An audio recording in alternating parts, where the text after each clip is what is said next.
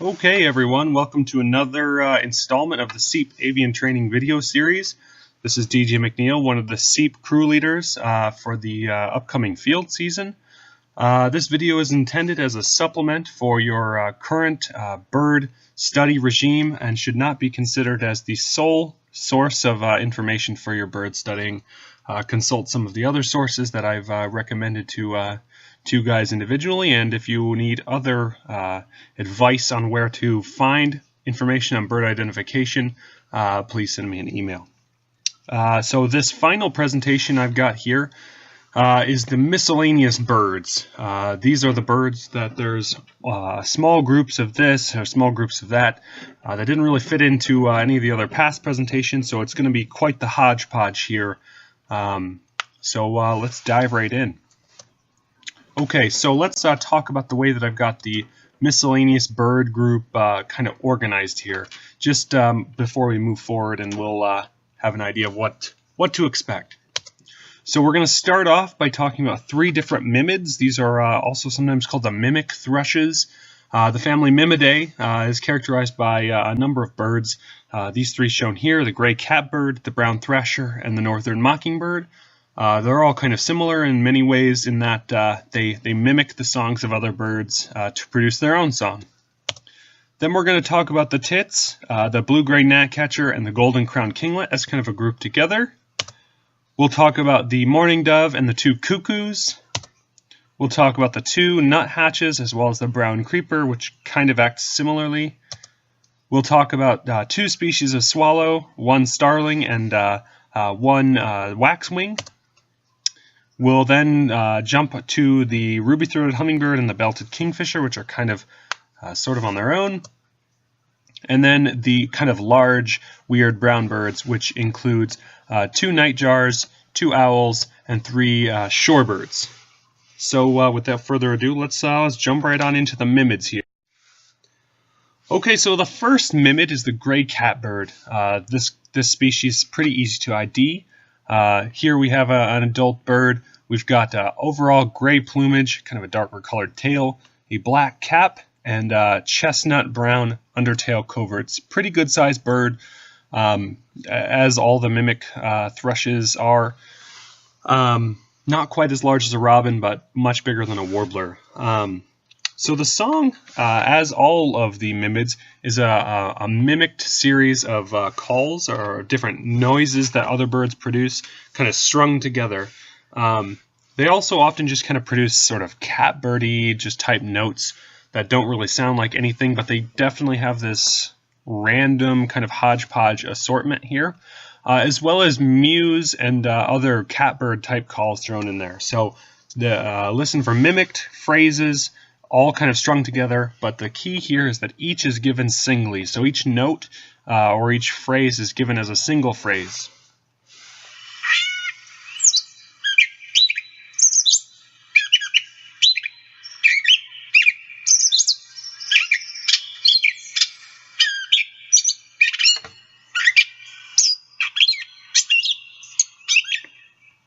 And here's another individual.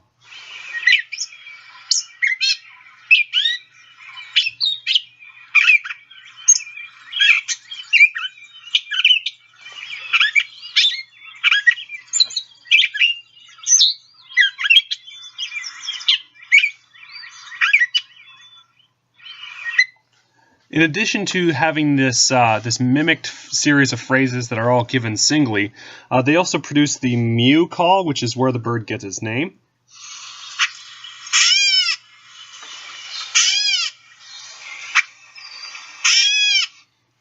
Additionally, they also produce this kind of put call, which you can hear amongst the mews in this one.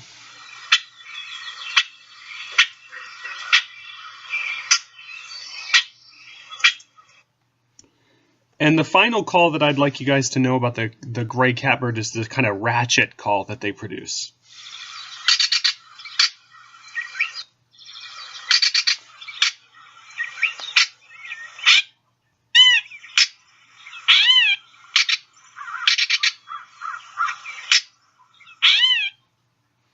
And again, one more time, the song of the gray catbird is mimicked phrases given in a single call per phrase.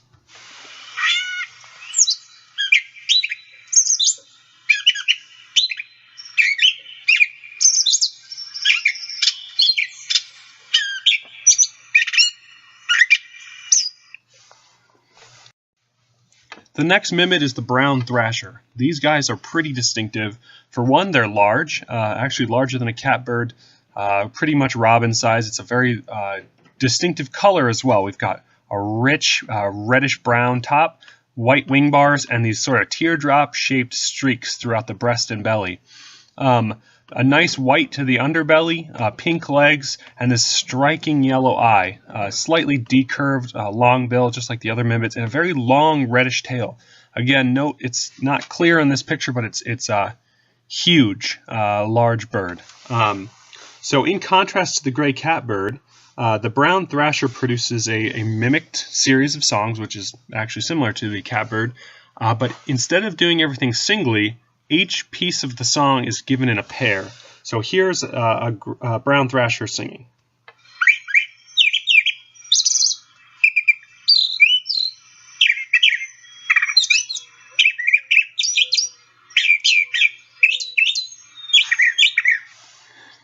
So the paired phrases is very distinctive for the brown thrasher. Additionally, they produce a loud smack call that I'm not saying is essential to know, but would be good to know.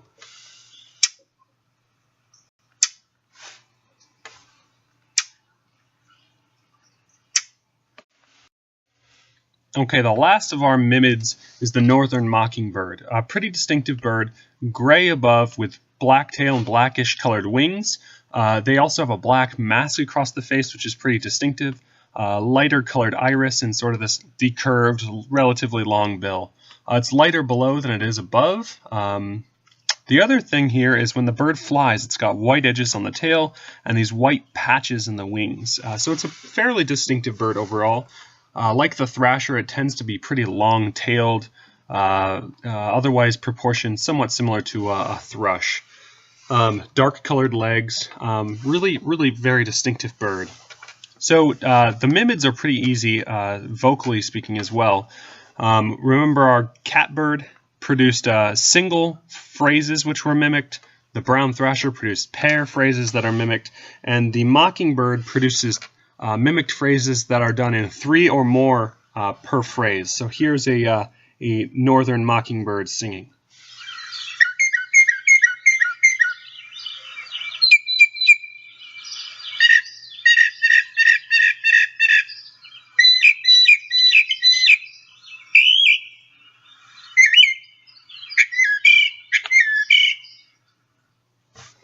And here's another northern mockingbird.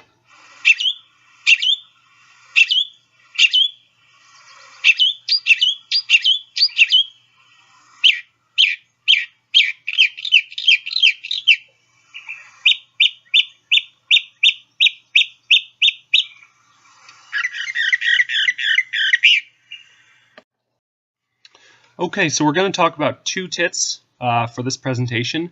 The first of which is the black-capped chickadee, a very distinctive bird. It's very kind of small and round. We've got kind of this cool gray back, sometimes a bit more greenish to it, a certain amount of buffy in the flank, and white edging on the secondary and tertial feathers, some white edging on the tail as well. Of course, true to the name, we have a black cap, although most chickadees have a dark colored cap on them and a dark bib here. It can actually give the bird somewhat of a golden-winged warbler-esque appearance at a first glance. We also have a white auricular and sides of the neck here. The sides of the nape are white. Pretty distinctive little bird. The song is also very distinctive. They sing kind of a fee-bee, or I learned it as a springtime.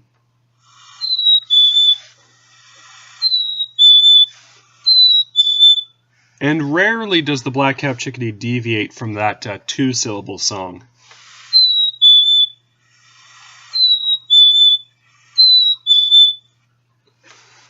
They also produce a number of different calls, a lot of them actually, but the main call is where the chickadees get their name, is it's a chickadee-dee-dee-dee-dee.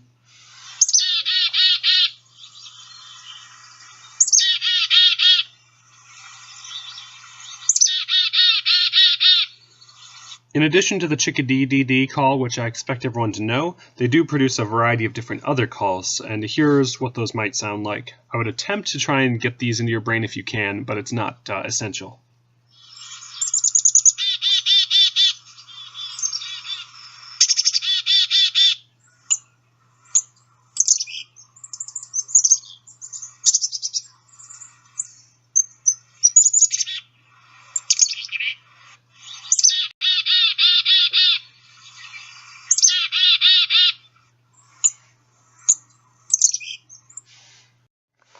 Okay, the second tit that we're going to talk about for the CEAP project is the Tufted Titmouse. It doesn't really look very much like the Chickadee, which is why it's hard to kind of think of it as being related to the Chickadee. But the bill is almost identical. We've got this little tuft, which makes it very distinctive. Gray overall, light gray underbelly with this kind of peachy colored edging on the flanks makes it very distinctive. A dark colored forehead, and of course the gray around the face. Pretty distinctive little bird. The song, it is variable, but it pretty much remains in the pattern of a Peter, Peter, Peter. So here's a few different Tufted Titmouse songs.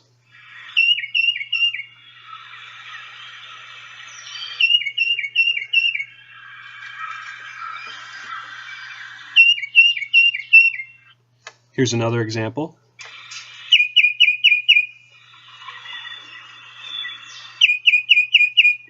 And another. And another.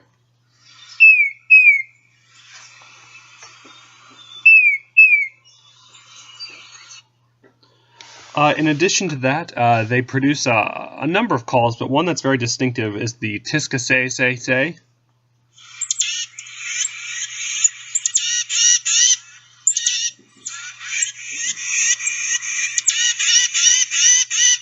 To me, this somewhat resembles the Chickadee DD call, but it's a lot raspier. And I first learned it because the Chickadee, or the titmouse, is this sort of smoky gray color. I learned it like the bird was saying cigarette, ret, ret, ret, ret.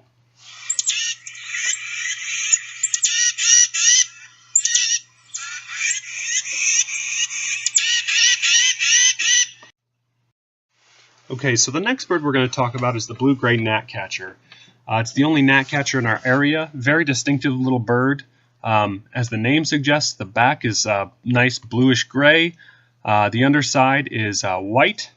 Males and females do differ slightly. The males can be a little bit brighter and have these sort of angry eyebrows. Females lack the angry eyebrow, but both have bright white eye ring. Also, the long tail. These birds are tiny, mind you, smaller than a chickadee even, with a long tail and white edging on the tail is quite distinctive. They can flash that tail open, exposing that white. Very delicate, small little birds. And the calls and songs are very similar. One of our longtime technicians, Renee Poole, likes to refer to their call as sounding like tiny little people screaming. So we're going to play some of those for you now.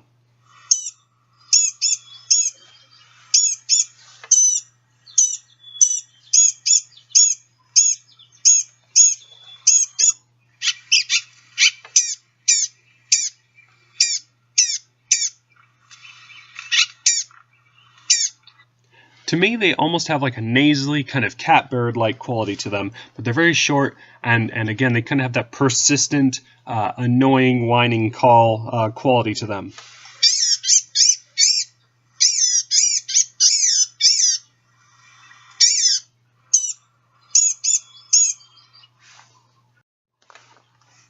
Okay, the last of this little group here we're going to talk about is the golden-crowned kinglet. The golden-crowned kinglet, I have it lumped in here with the chickadee and the gnatcatcher because it also tends to be really small. We don't see a lot of these in the CEAP project, but it's probably worth discussing it just so you're aware of it. It's kind of this grayish-brown, overall greenish olive color, particularly on the back. It's a very tiny little bird.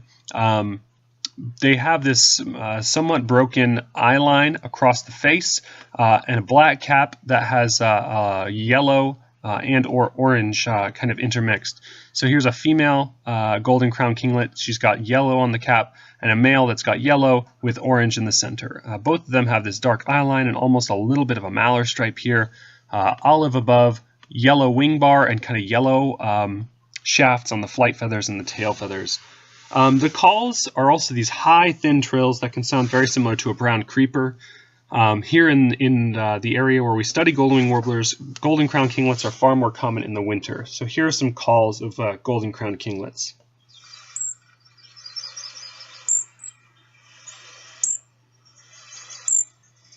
And actually, I'm not even sure, the calls may not even come through in this video, but hopefully they do.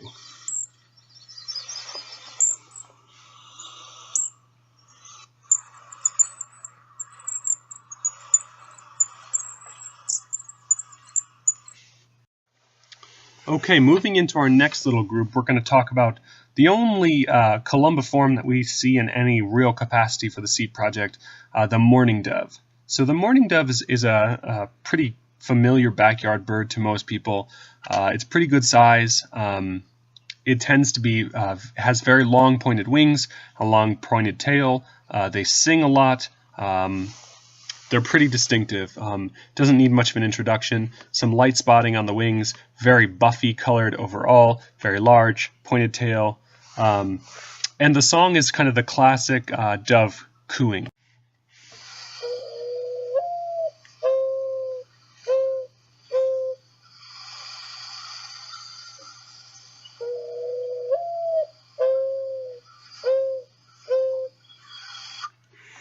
In addition to the cooing, you can also identify the mourning dove by the whistling of its wings.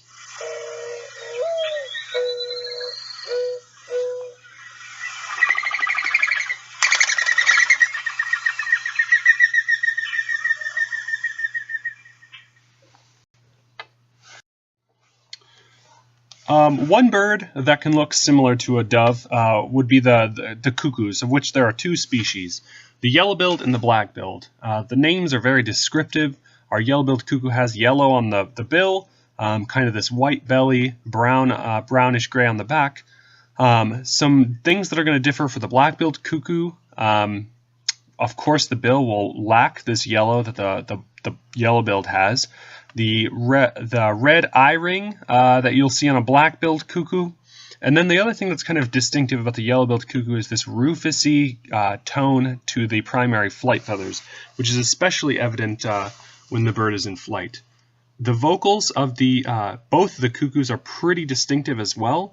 We're going to talk about a song and a call for the yellow-billed cuckoo. Let's see. The song is a repeated, kind of rolling, somewhat incessant coo, coo, coo, kind of a very deep, forced cooing.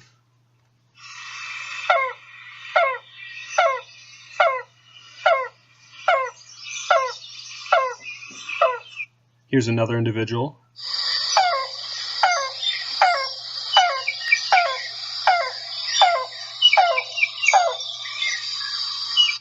They also produce a outburst call that I learned as sounding like cow, cow, cow, cow, cat, cow, cow.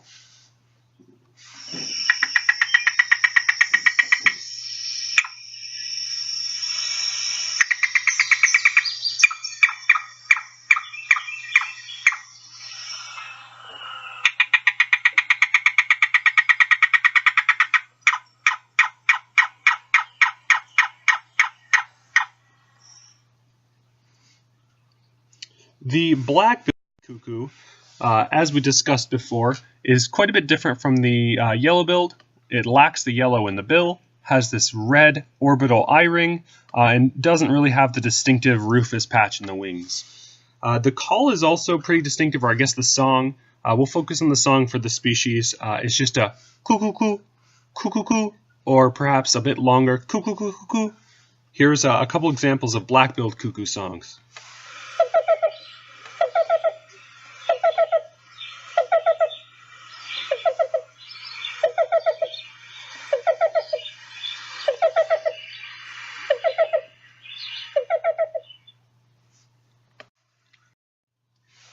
Okay, the next bird in our little group here is the white-breasted nuthatch. The white-breasted nuthatch is a very distinctive little bird. Like all nuthatches, they're kind of small and compact, and they cling to the sides of trees. Woodpeckers behave somewhat similarly in that they cling to the trees and forage for insects along. Nuthatches will even peck against the trees somewhat.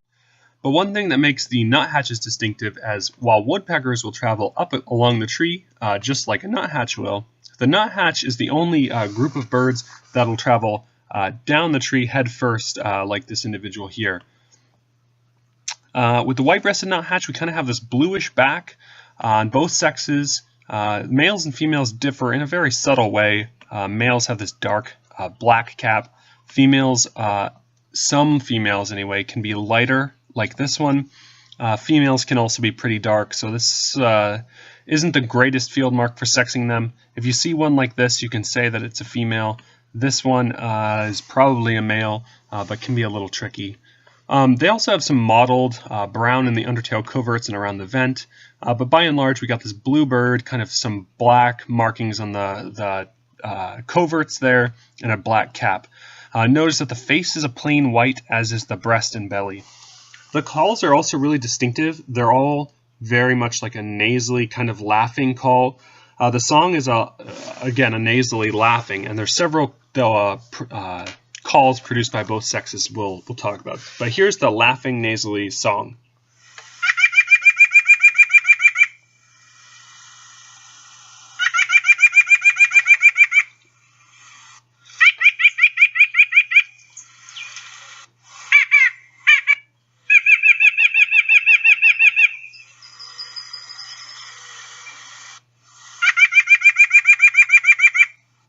In addition to the nasally song, they produce a whole bunch of different kinds of like yank calls, or like And here's a couple of those yank nasally calls that they do a lot.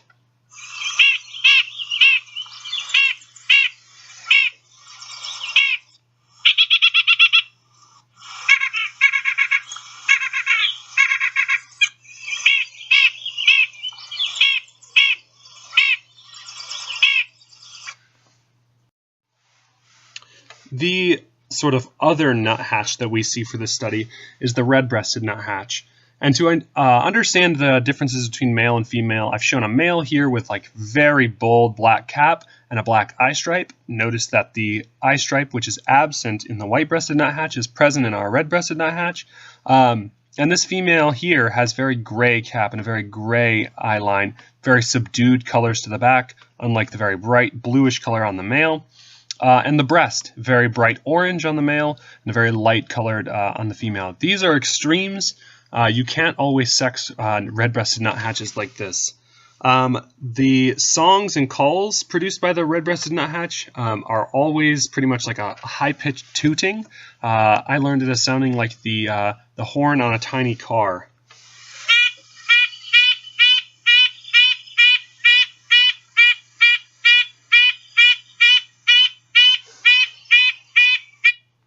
And they can produce a variety of these calls. Here's some just kind of variation on that.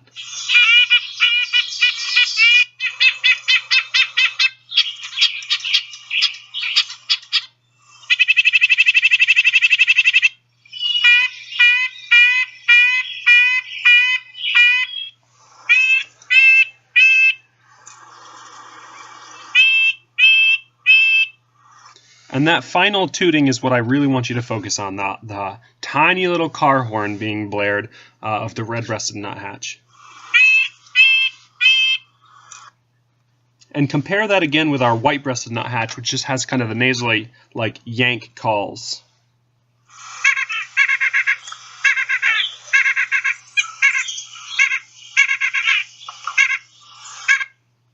And again, one final listen of our red-breasted nuthatch. Tiny car horn.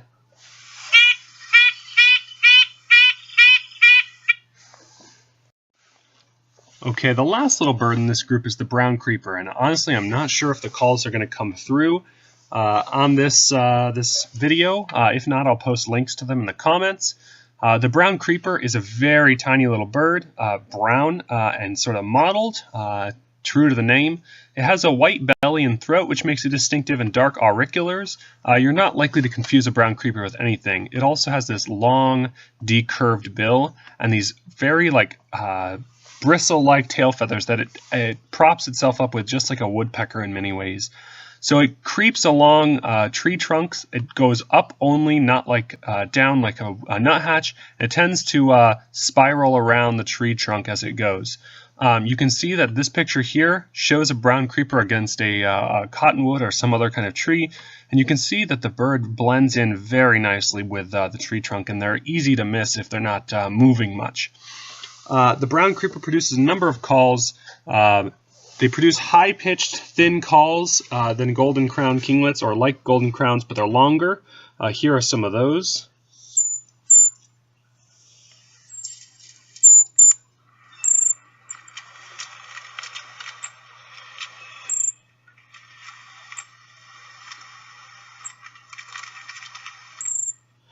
They also produce a very high, thin song that I learned as springtime is finally here.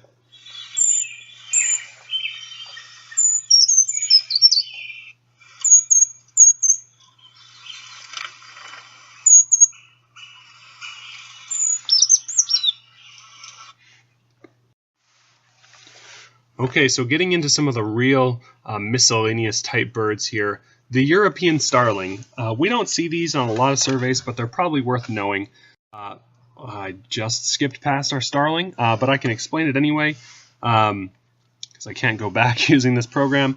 It's a glossy bird, overall kind of blackish looking, with a long yellow bill and orange legs.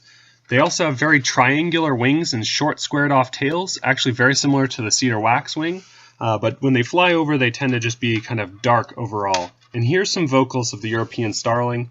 If you do happen to hear one singing, I've never encountered a singing starling on a survey, but this is what they sound like.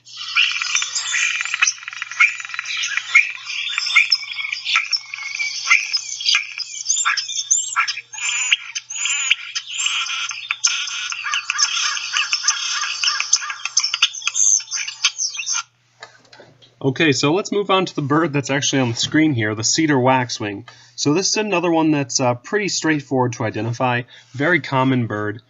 For one, we've got kind of this brownish colored head, which kind of transitions into yellow on the flanks and belly, and on the wings it does a similar thing but transitions into blue. Very beautiful bird, black mask and a black throat. The black on the throat is more extensive in the male.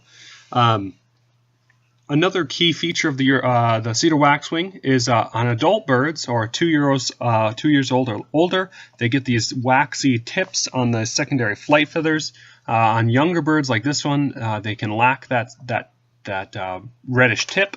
But on all birds, juveniles or whatever, we have a yellow tip on the tail, whichever age the bird is. These birds, they also have a white undertail covert, very distinctive overall, pretty good size, not huge, but about the same size as starling, a little smaller than a robin. The other thing that's distinctive is this crest, which you don't always see, but you often do. Here's a flock of flock of Cedar Waxwing sitting in a tree, and some of the things you notice is we got brown above, kind of yellow below, and this yellow tip on the tail are pretty distinctive. And these ones we can see the mask pretty clearly and the crest pretty nicely, but you don't always get that nice of a look of a Cedar Waxwing. The vocals are also pretty straightforward. It's a high-pitched C trill or a clear note. Here are some Cedar Waxwing calls.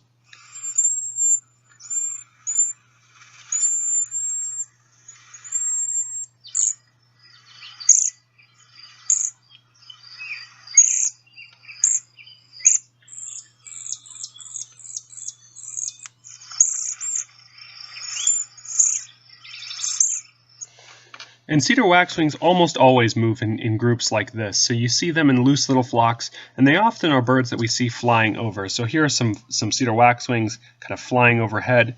You can see these kind of triangular shaped wings that the starling also has, kind of short squared off tails that the starling also has, but we see the belly is clearly light, unlike a starling, and we've got these yellow tips on the tail, which are distinctive for pretty much only the Cedar Waxwing. Eastern kingbirds have a light tip on the tail, but it's a white tip and not a yellow tip. So that's the Cedar Waxwing. We have two swallows we're going to talk about here. We have the tree swallow and the barn swallow, and both of them are pretty straightforward. Tree swallows, this is kind of your average looking tree swallow. Long wings, but not nearly as pointed as we're going to see on the barn swallow. And again, we have a slightly forked tail, but it's very gently forked, almost squared off on some individuals, but it is forked. A white belly, white throat, and kind of this dark colored mask with usually like a iridescent blue or brown above. So here's kind of like an old mature male here. We've got like tons of iridescent blue in the head and in the wings. Still though, this very white belly and throat. This is what some young females look like. This is a very, very dull female. She's got only the lightest amount of iridescent blue in her. Still though, this white belly and white throat, unmarked. A lot of females can look like this as well, so just kind of keep that in mind. But again, pretty distinctive bird. The calls are also very distinctive, very kind of liquidy calls. Here are some tree swallows producing songs and calls. Very liquidy.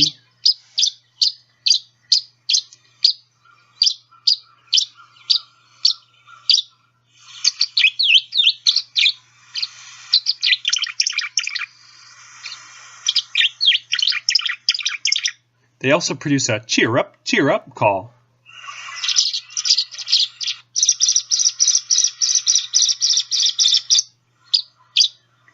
Which none of these are really showing very well.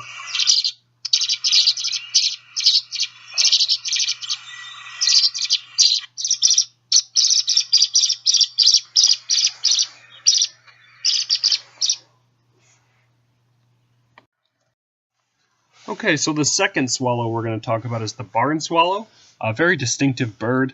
In flight, we've got kind of a light belly with a colored throat here. Contrast that with our tree swallow, which had a white throat, long pointed wings, and a deeply forked tail, contrasting with the tree swallow. You can often sex them if you get a good look. Males have this really rich burgundy throat. Females also kind of have this colored throat, but males have an orange belly, and females tend to have a lighter colored, almost white belly. So you might call this bird on the right potentially a female. I don't tend to get too hung up on sexing swallows, particularly if you see them on the wing. They produce a really rich song that's kind of these very beautiful kind of vit, vit, wit, wit, vit calls that often incorporate clicking into them.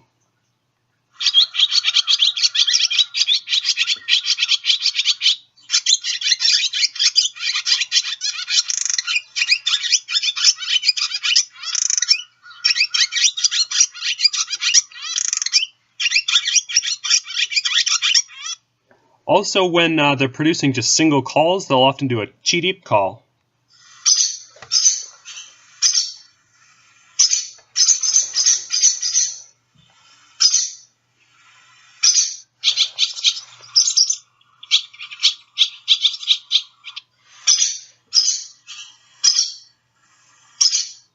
Again, that song is kind of the vit, vit, wit, wit, vit call with clicking incorporated.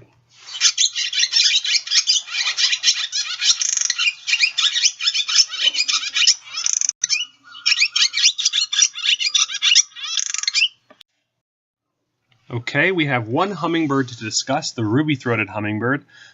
Pretty straightforward bird. It's tiny, not much bigger than a bee, so that's distinctive. It's the only hummingbird in our study area.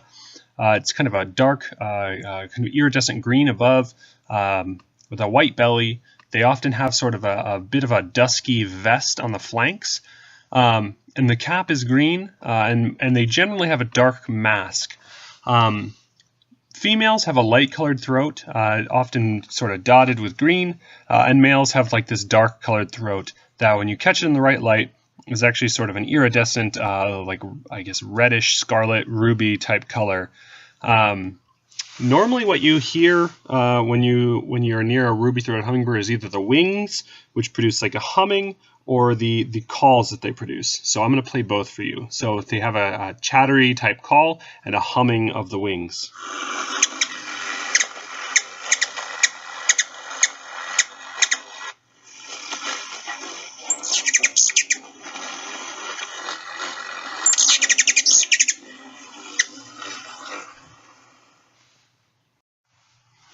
We also have only one kingfisher we're going to talk about, and that's the belted kingfisher.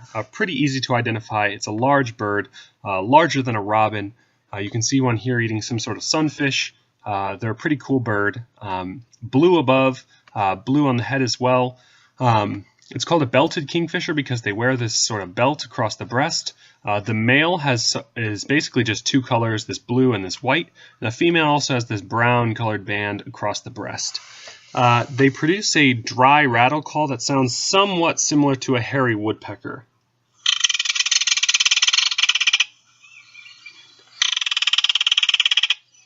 It's quite a bit less harsh and less musical than the hairy woodpecker's call.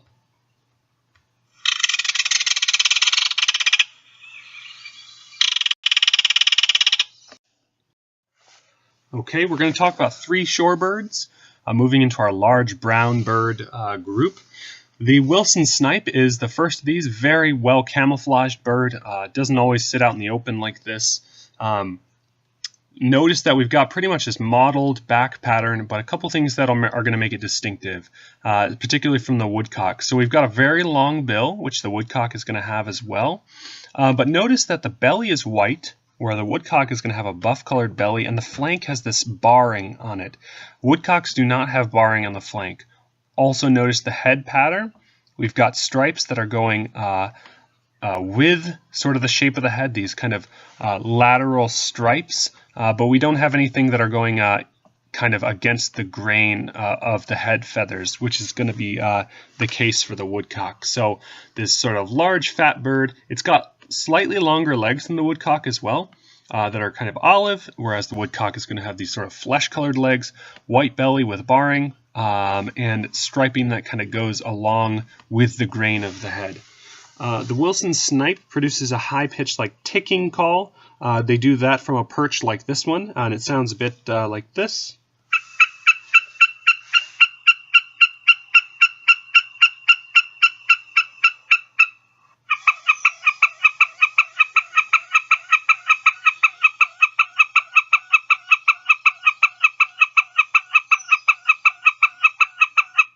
And they can go on for quite a while like that. The other call that, well, it's not actually a call, the other noise that they make, they'll do right at dusk often, is the winnowing call, which is what a snipe does to attract a mate. And the winnowing call is produced by specialized tail feathers as it flies. So as it's flying and dragging its tail behind it, it's got these specialized outer tail feathers that produce this sort of ghostly winnowing call.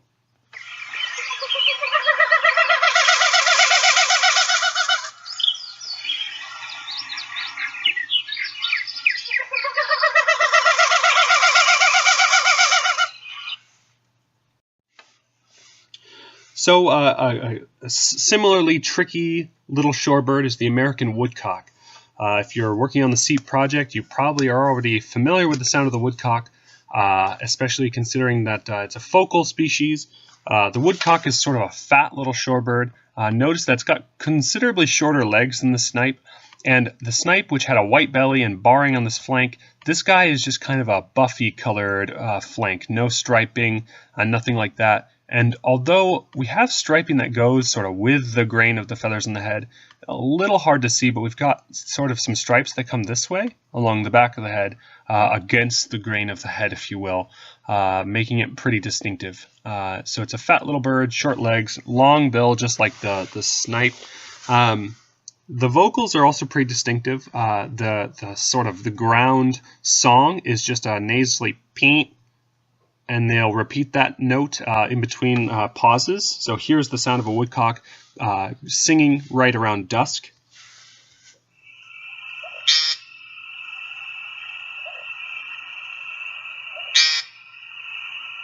And if you're close to the bird, you can hear the kind of the hiccup as they sort of suck in more air after they produce the song.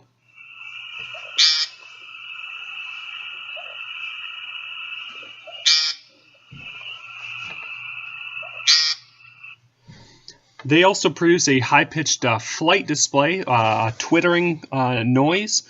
Unlike the snipe, which produces the noise through its tail feathers, the woodcock has specialized primary flight feathers that produce this. But it's another non-vocal noise produced by the woodcock. So here's the flight display twitter.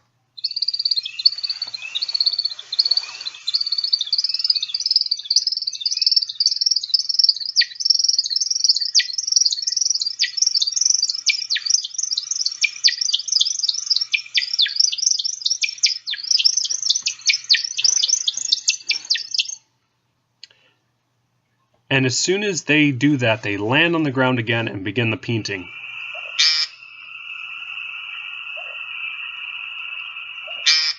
And occasionally, when two woodcocks get too close to each other, they'll produce an aggressive cackling call.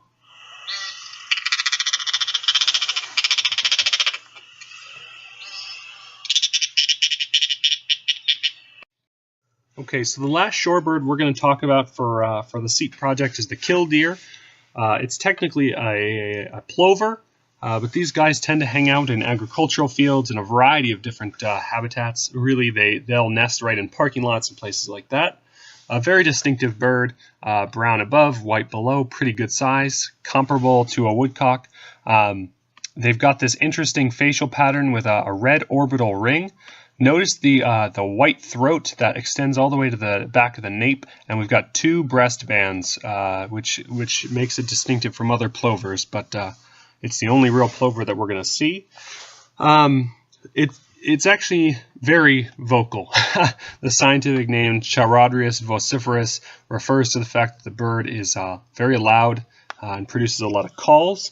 The primary song, if you will, which is produced by both sexes, is kind of a continuous Killdeer, Killdeer, Killdeer.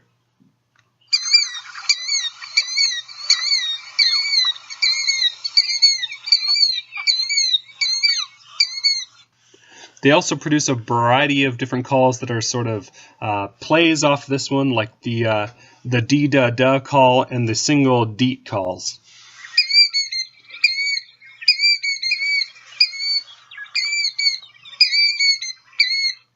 Here's some single sort of deet calls. They also are not shy about letting you know when you're near their nest.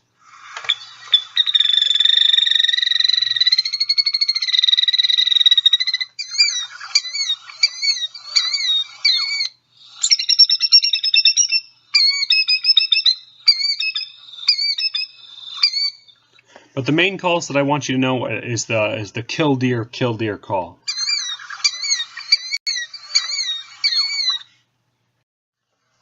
Okay, so let's get to some of our more nocturnal birds. We're going to talk about two nightjars that we detect on the project. The first of which is the eastern whippoorwill. It's a pretty dark, drab-colored bird. It blends right in with the forest floor, as you can see. But it's distinctive in a number of ways.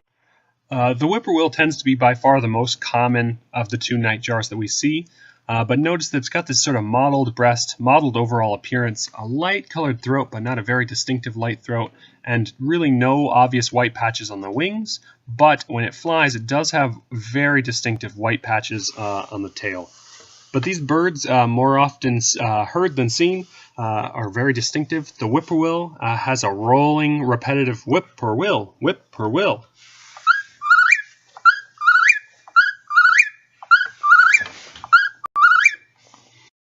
In contrast, the common nighthawk is again very kind of brown and mottled above. But one thing, or a couple of things that make it distinctive, is it has this kind of light belly with crossbarring that the whippoorwill didn't have. Also doesn't have a lot of white on the tail, but it does have distinctive white on the wings, and these white feathers here near the wrist are also distinctive for the common nighthawk. So this white patch here and this white feather sticking here. They also produce a song that sounds somewhat similar to a woodcock, but instead of kind of a flat peep, it's more of a cheep, cheep. In addition to that, they'll do this call while they're on the wing, and they'll do these swooping flight displays. And as they do so, their wings produce this very unusual, like, woo. They call it wing booming. So here's a nighthawk doing the painting and the booming.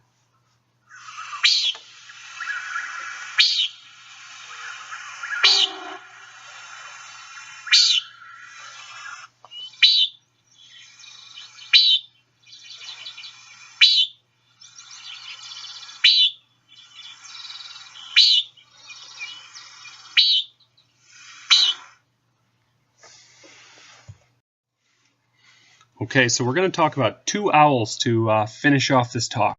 The first of the two is the eastern screech owl.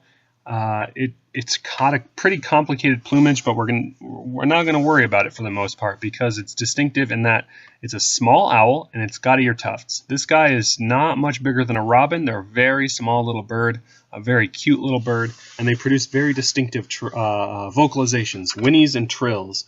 The whinny sounds like a kind of a high-pitched hoarse, and the trill is a monotonous type call. And I'll play both of those for you guys now. And also note that we've got two color morphs here. We've got the gray morph and the red morph. So here's the whinny of the eastern screech owl.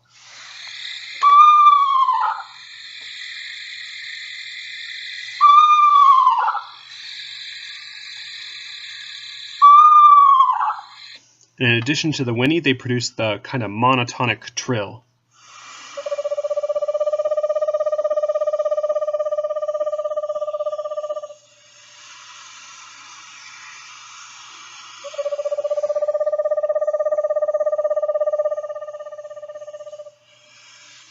Here's another bird.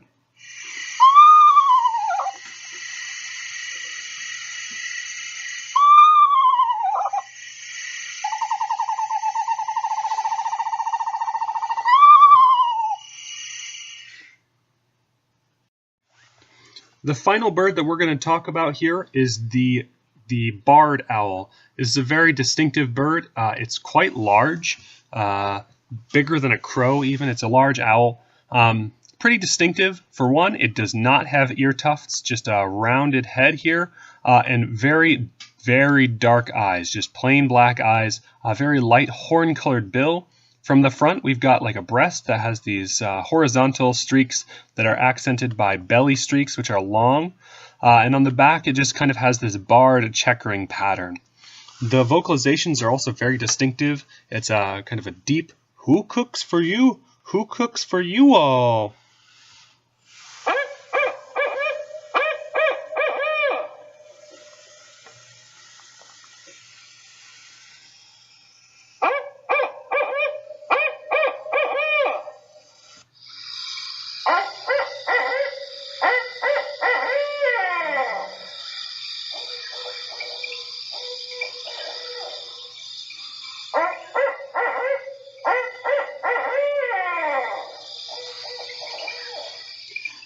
This is one of the only owls that we'll have regularly singing during the morning as well.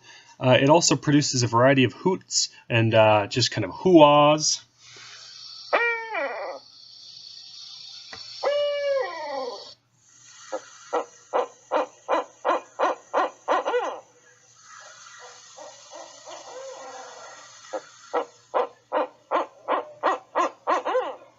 And occasionally when a couple of birds get to counter hooting, they can produce a lot of noise.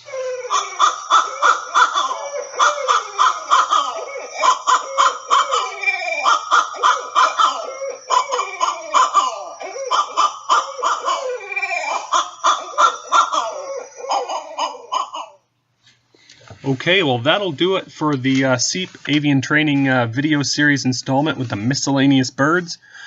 Be sure to send me an email or give me a call or whatever. If you have any questions about anything here, good luck, happy studying, and remember that there's no substitute for time in the field, and get out there and look for some birds. It's currently December 18th when I'm making this video. Barred owls here in the north will actually begin breeding within a couple of months here. So now is really a good time to get out and look for those birds. They're some of the earliest breeders. A lot of fun to get out there, and they respond to playback in January and February very well. So get out there, look for some birds, and good luck.